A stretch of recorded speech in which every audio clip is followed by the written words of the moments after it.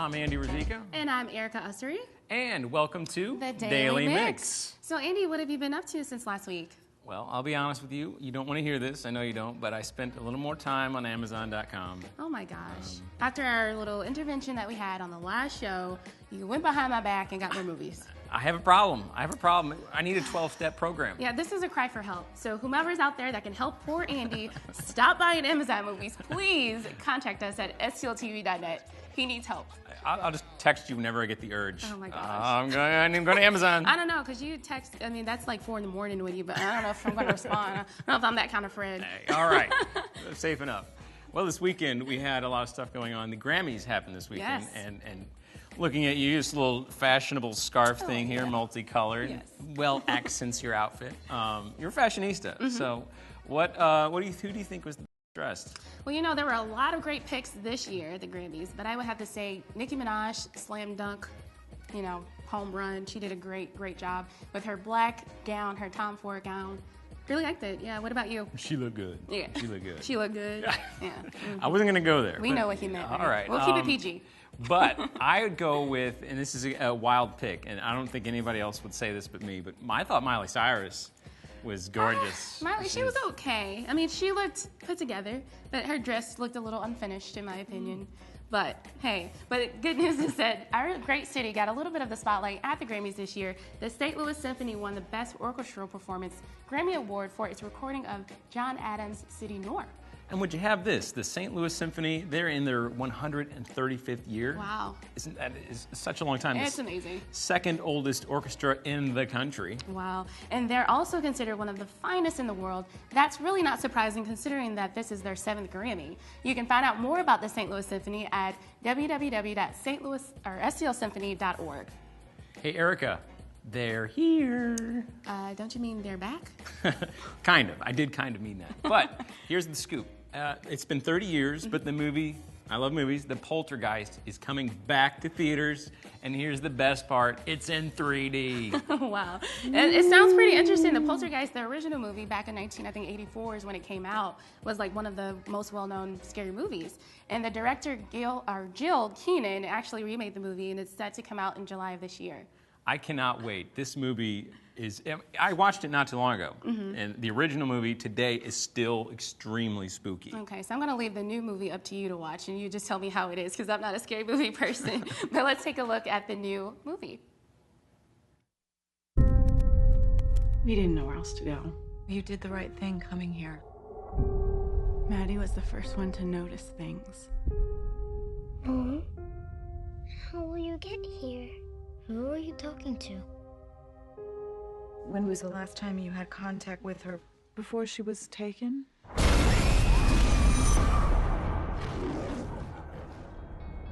It's a fixer-upper. All the houses are like this in our price range. Do you want to see Jake? No way. You try.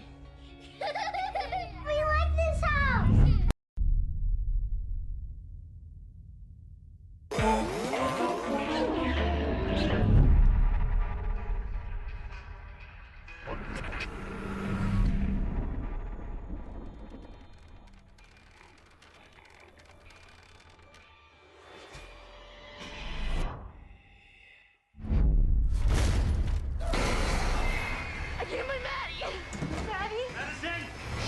We have to call somebody. We can't call the cops. What are you gonna tell them? First things first.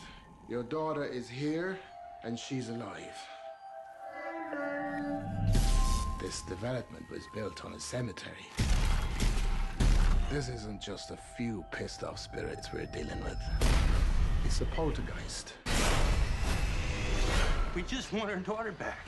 The door in their world could close at any moment. If that happens, There's no getting her back. I want you all to clear your minds. They already know what scares you.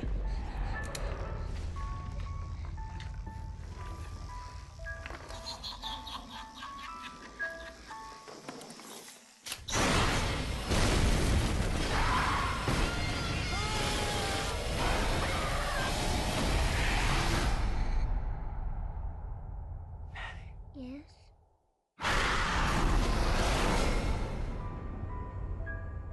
Something's wrong, Mom. After watching that trailer, there's no way you can get me to go see that movie. I saw her jump. I saw you jump. I probably did. Do not like scary movies. That was a good trailer. And if it makes her jump, I know it's going to be good. Yes. So if you're a local cinematographist, here, listen up to this. The 4th edition of the Cinema at CityGarden is inviting local filmmakers to create and submit short works that include nature as a key element. There's going to be cash prizes for the top 3 films.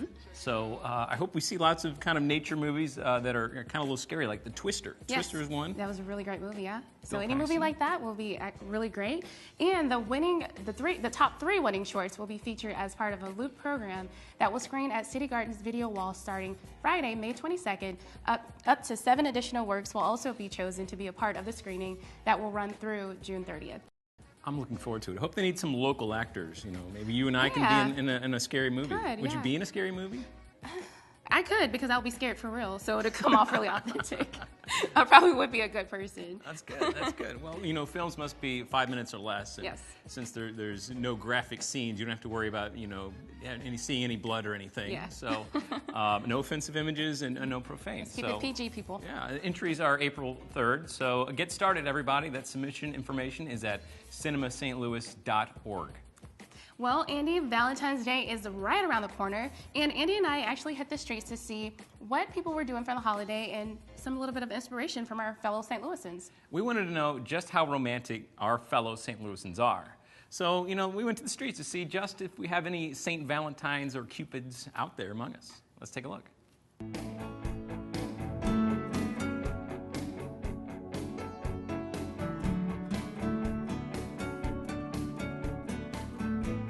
So, Alex, what is the most interesting thing or most romantic thing you've ever done for Valentine's Day?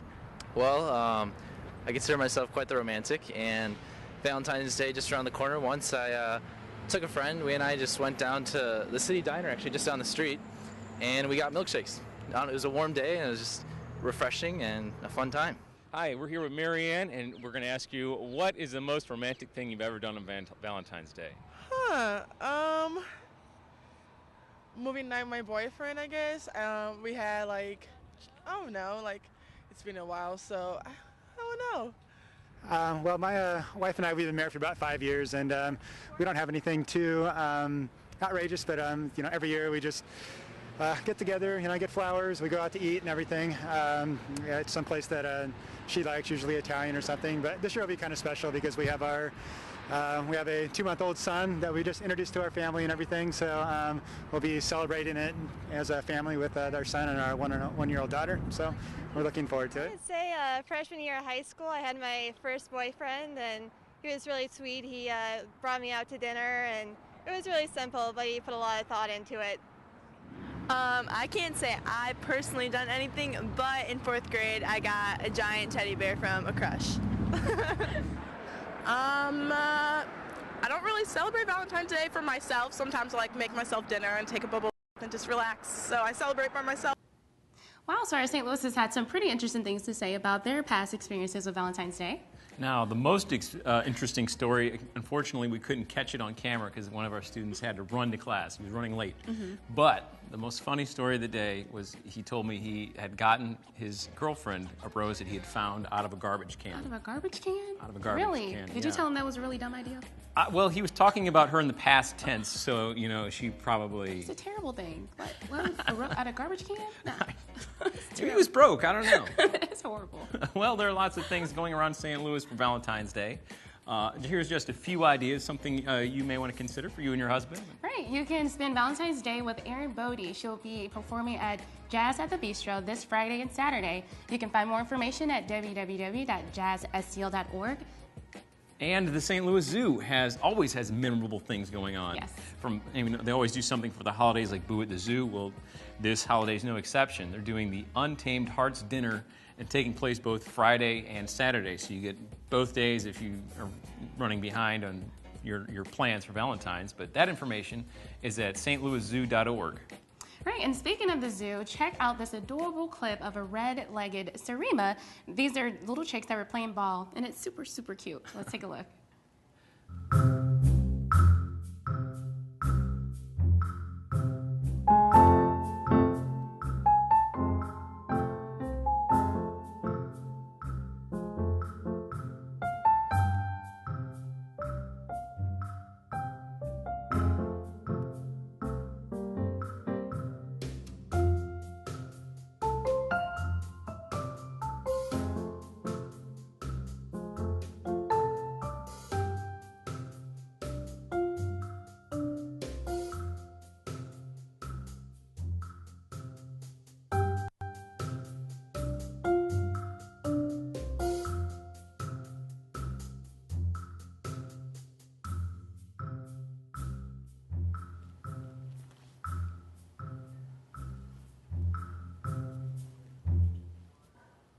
You can see more adorable animal clips on the zoo's YouTube channel, STL ZooTube.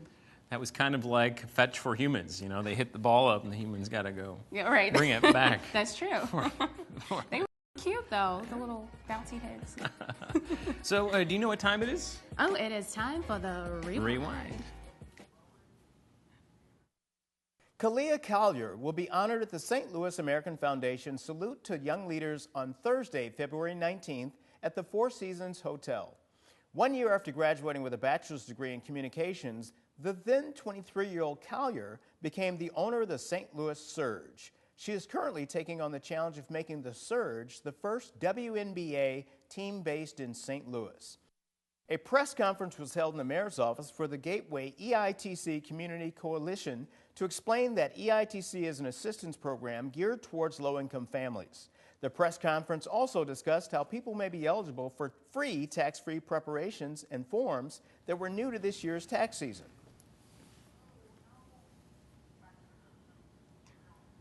Well, Pink Tornado does a lot of great things for our city. Yes. And you being a promising WNBA star. That was past tense. When I was a kid, I thought that I was good enough to go to the WNBA. Let's just say those dreams went downhill around freshman year of high school. Never give up. Never give up. Come on. Some dreams are okay to give up on. But Andy, are you a Real Housewives fan? Yes, I have all their pictures on my wall and autographed and okay, I wrote their autographs myself. Yeah. I'm sorry. Yeah, I thought that was more like it. Well, for you at home who are Real Housewives fans, I'm hearing reports that former Cardinal Jim Edmonds and his wife Megan will be featured on season 10 of The Real Housewives of Orange County. And there's talks that his segments will be filmed right here in St. Louis. And that's interesting, and not the only connection to St. Louis. Andy Cohen, who is a native St. Louis, and he's the executive director on that show. So how about that for a little bit of trivia for Well, you? I can always count on you to give me some random facts. All right. But here's a little bit of trivia for you. Did you know that over 15 million people have the same birthday as you? No way. It's true. Oh, It's a okay. fact. They researched it. Yep. But the good news is there's only one you, so let's celebrate you. That's right. Not just birthdays, but anniversaries, graduations, promotions, all those great events to celebrate. We're looking for that. So here's your chance to record your special video shout out and email it to us at herestoyou@stltv.net, and we'll get it on the air. Make sure to send it at least 24 hours before the special day. So we're almost done here, but be sure to check us out 24/7 on Facebook, YouTube, Twitter, and Instagram, and drop us a line at thedailymix@stltv.net. We want to hear from you. And tune again tomorrow night at 8 p.m. when Coco Rochelle, she'll be here keeping you up to date, the latest in the loop. And that's it for the Daily Mix, but keep it right here on STL TV. After the Mix is coming up next, so until next week. See you then.